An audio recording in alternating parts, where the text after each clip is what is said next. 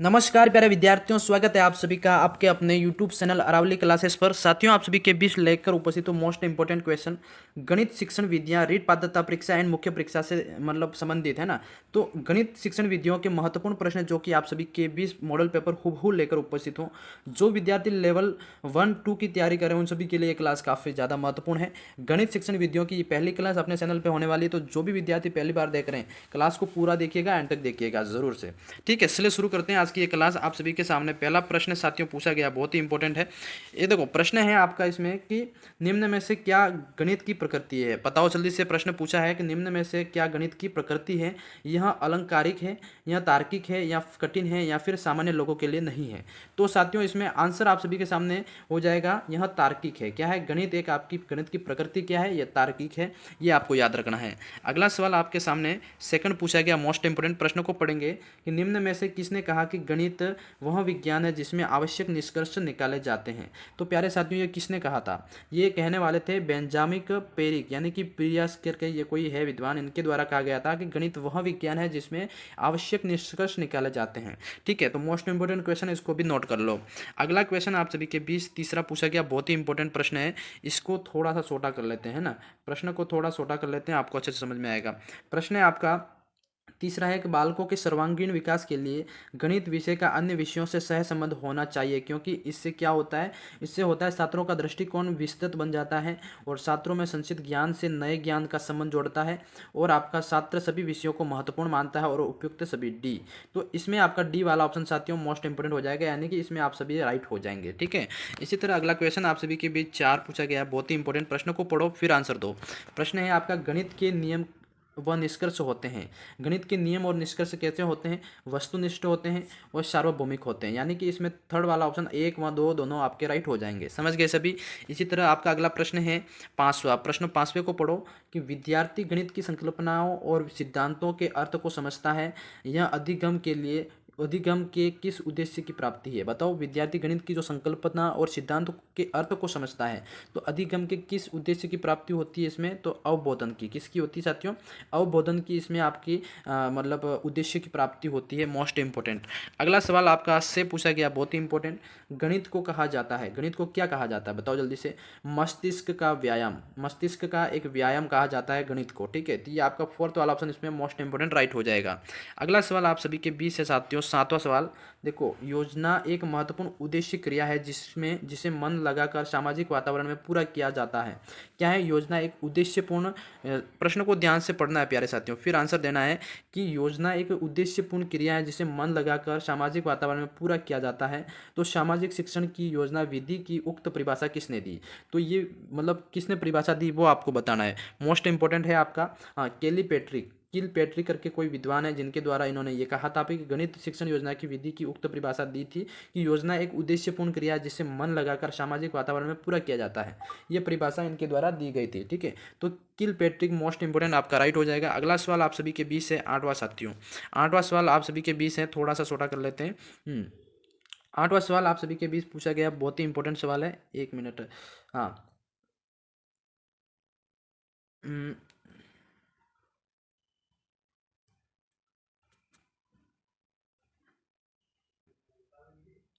सवाल आठवां पूछा गया आप सभी के सामने साथियों कि वह उद्देश्य जो शिक्षक गणित पढ़ाने के बाद कक्षा में ही प्राप्त कर लेता है उसे क्या कहा जाता है, उसको क्या कहते हैं प्यारे साथियों, जल्दी से आंसर देना है इसमें।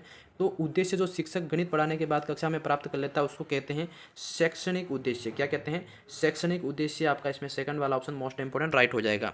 अगला सवाल आप सभी के बीच साथियों नवा पूछा गया है, सवाल को पढ़ेंगे। सवाल को पहले पढ़ो फिर आंसर देना है। सवाल है आप सभी का कि यह वास्तविक है कि गणित को बहुत से छात्र कठिन समझते हैं, अंततः स्कूल और शिक्षक द्वारा ठोस कदम उठाए जाने चाहिए जिससे छात्रों के गणित के स्तर को बढ़ावा दिया जा सकता है। उपरोक्त दृष्टिकोण है, तो इसके ऑप्शन अपन पढ़ेंगे साथियों। 9th के ऑप्शन ऊपर है, देखो 1 मिनट में क्लास में बने रहिएगा। देखो ऑप्शन आपके सामने है कि माध्यमिक शिक्षा बोर्ड को, या फिर मुदालियार आयोग को, या फिर आपका शिक्षा नीति 1986 को, या राधाकृष्णन का। तो इसमें साथियों ये गणित के लिए जो मुद्दा उठाना चाहिए वो आपका हो जाएगा शिक्षा नीति 1986 को, यानी कि थर्ड वाला ऑप्शन इसमें आपका राइट हो जाएगा। ठीक है, अगला सवाल आपका 10वां पूछा गया, बहुत ही इंपॉर्टेंट सवाल को पढ़ो। गणित शिक्षण में शिक्षक को निम्नलिखित बात पर ध्यान नहीं देना चाहिए। किस बात पर ध्यान नहीं देना चाहिए? आनंद की प्राप्ति ना हो, इस पर ध्यान नहीं देना चाहिए। ठीक है, तो इसमें फोर्थ वाला ऑप्शन आपका बहुत ही इंपॉर्टेंट राइट हो जाइए। ठीक है, अगला सवाल आप सभी का 11वां पूछा गया इसमें कि गणित शिक्षण का वास्तविक उद्देश्य ज्ञान प्राप्त करना नहीं है वरन शक्ति प्रदान करना है, यह कथन किसका है? तो साथियों ये है आपका डटन का हो जाएगा, थर्ड वाला ऑप्शन राइट हो जाएगा। ठीक है, अगला सवाल है आपका 12वां सवाल पढ़ो कि व्यवहारिक गणित का भाग है। व्यवहारिक गणित का भाग हो जाएगा साथियों बैंकों के कार्य प्रणाली की जांच करना, और आपके ये आपका व्यवहारिक गणित का भाग हो जाएगा। अगला सवाल आप सभी के सामने पूछा गया है कि गणित मापन क्या है? गणित मापन परिणाम तथा दिशा का है, दिशा का है विज्ञान। क्या है? गणित मापन परिणाम का दिशा, यानी यहाँ पे खाली स्थान है, यहाँ पे आपका विज्ञान हो जाएगा, दिशा का मापन है। ठीक है, अगला सवाल आप सभी के 20 है साथियों। 14, गणित के अध्ययन से एक बच्चे में निम्न में से किस गुण का विकास होता है? बताओ जल्दी से। आत्मविश्वास का भी होता है, आत्मनिर्भरता और तार्किक सोच का विकास होता है, यानी कि उपयुक्त फोर्थ वाला ऑप्शन आपका राइट हो जाएगा। अगला सवाल आप सभी के सामने है साथियों कि NCF यानी 2005 मानता है कि गणित में सोचने एवं तर्क का एक निश्चित तरीका निहित है, तो नीचे दिए गए कथनों में से कथन चुनिए जो उपयुक्त सिद्धांत का पालन नहीं करता है।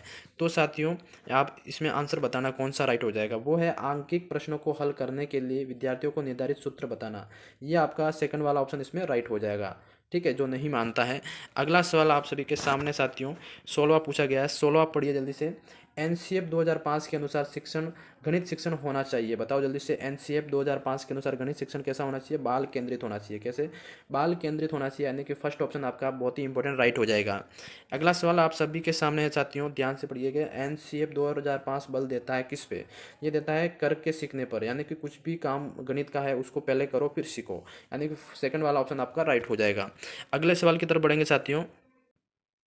18वां सवाल आप सभी के सामने पूछा गया है कि गणित ज्ञान का निश्चित तथा ठोस आधार होता है। क्या है? गणित ज्ञान का निश्चित तथा ठोस आधार होता है, या कथन गणित की किस प्रकृति की ओर इंगित करता है? तो ये हो जाएगा तार्किक की ओर। कहाँ हो जाएगा? तार्किक की ओर आपका इंगित करता है। अगला सवाल आपका 19वां पूछा गया साथियों, बहुत ही इंपॉर्टेंट सवाल को पढ़ो कि गणित शिक्षण का मुख्य उद्देश्य कौन सा हो जाएगा इसमें? तो साथियों वो उद्देश्य है आपके सामने तार्किक ढंग को सोचने की क्षमता का विकास करना। क्या है? तार्किक ढंग से आपका सोचने की जो क्षमता है उसको विकास करना इसका मुख्य उद्देश्य हो जाएगा।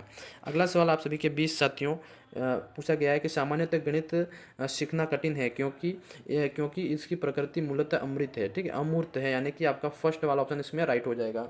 अगला सवाल आप सभी के 20 साथियों 21 का पूछा गया, बहुत ही इंपॉर्टेंट, कि एक 80 पाठ्य पुस्तक की विशिष्टताएं हैं कि क्या विशिष्टता है? ऑप्शन आपके सामने है, ऑप्शन पढ़ना है आपको। ठीक है, तो उसकी विशिष्टता है साथियों, एक तो उसमें कठोर अभ्यास करने के लिए बहुत सारे अभ्यास होते हैं। बी आपका स्थितियों के माध्यम से संकल्पनाओं का परिचय दिया जा सकता है। ठीक है, तो ये दो वाले ऑप्शन आपका इसमें करेक्ट है, जो कि आपका ए और बी, यानी कि ए और बी, यानी ये वाला आपका राइट हो जाएगा, सेकंड वाला इसमें करेक्ट हो जाएगा। ठीक है, अगला सवाल आप सभी के सामने साथियों पूछा गया कि गणित एक ऐसा विषय है जो मानसिक शक्तियों को प्रशिक्षित करने का अवसर प्रदान करता है तथा सुषुप्त आत्मा में चेतना एवं नवीन जागृति उत्पन्न करने के कौशल का विकास करता है। तो उपयोग कथन किसका है? ये कथन हो जाएगा प्यारे साथियों प्लेटो का है। किसका? महान दार्शनिक प्लेटो का हो जाएगा।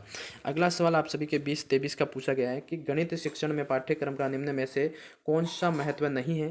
तो वो महत्व हो जाएगा शारीरिक सुंदरता हेतु। शारीरिक सुंदरता हेतु गणित पाठ्यक्रम में निम्न में से कोई महत्व नहीं है, ये आपको याद रखना है। अगला आपका सवाल है कि निम्न में से क्या एक गणित से शिक्षण में अभ्यास कार्य महत्व नहीं है?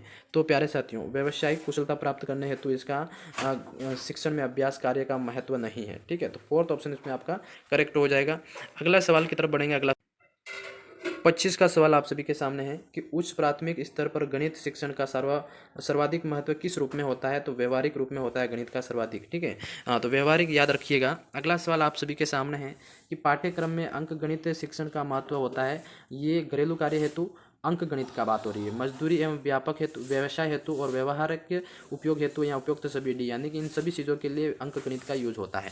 ठीक है, अगला सवाल आप सभी के सामने है साथियों कि पाठ्यक्रम में गणित शिक्षण इसलिए अति महत्वपूर्ण है क्योंकि इसके माध्यम से छात्रों में ज्ञानों उपयोग संबंधित जो व्यवहारगत परिवर्तन होता है। ये बात ये वह है, तो वो आपका ऑप्शन आपके सामने है।